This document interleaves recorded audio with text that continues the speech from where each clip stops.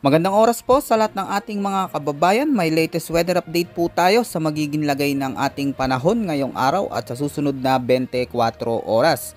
Ano nga ba ang inaasahan natin magiging panahon ngayong araw mga kababayan, at may namomonitor na nga ba tayong pamumuo ng sama ng panahon o posibleng bagyo na pwedeng pumasok sa loob ng ating Philippine Area of Responsibility sa mga susunod na araw? Alamin po natin lahat yan ng sabay-sabay mga kababayan, dito po sa ulat panahon ko ngayong araw na ito.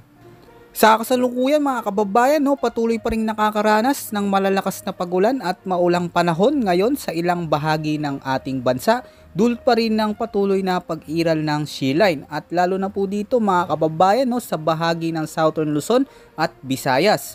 At dahil nga sa mga pagulan na dala nito ay apektado po ngayon mga kababayan ang mga lugar, lalo na dito sa Bicol Region, Laguna, Rizal, dito din mga kababayan sa Quezon, kasama rin ang Caraga, Visayas at Mimaropa. Kaya mga lugar na ito mga kababayan ay asahan po na makakaranas ng maulap na kalangitan hanggang sa madilim na kaulapan na may mga pag-ulan, pagkulog at pagkidlat, lalo na pagsapit ng hapon at gabi. Hindi naman inaalis ang tsansa ng mga biglaang pagbaha at pagguho ng lupa, lalo na kung magdadala ito ng heavy to intense na mga pag-ulan.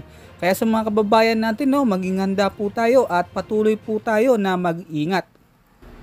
Dito naman sa bahagi ng Cagayan Valley, kasama din ang Cordillera Administrative Region, nalalabing bahagi ng Central Luzon, Metro Manila at pati na rin ang natitira pang bahagi ng Luzon, ay asahan po mga kababayan na magiging maulap ang kalangitan na may mga kalat-kalat na pag-ulan at pagkidlat pagsapit ng hapon o gabi.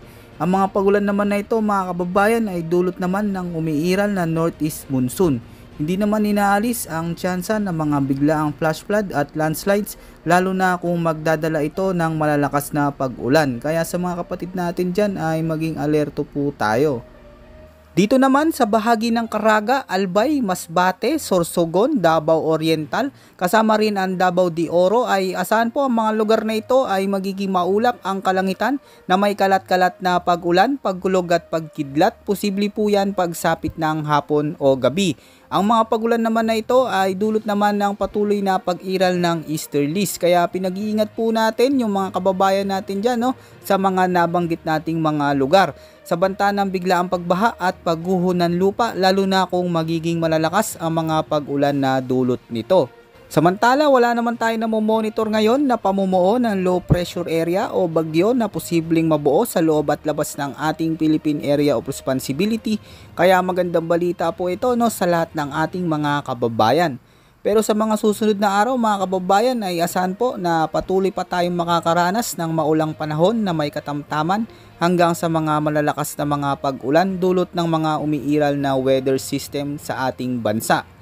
Kaya muli po, pinag-iingat po natin ang lahat ng ating mga kababayan sa posibilidad o tsansa ng banta ng mga biglaang pagbaha at pagguho ng lupa dulot ng maulang panahon, at magpatuloy po tayo na maging alerto sa lahat ng oras at patuloy din po na mag-antabay pa sa mga susunod pa nating update.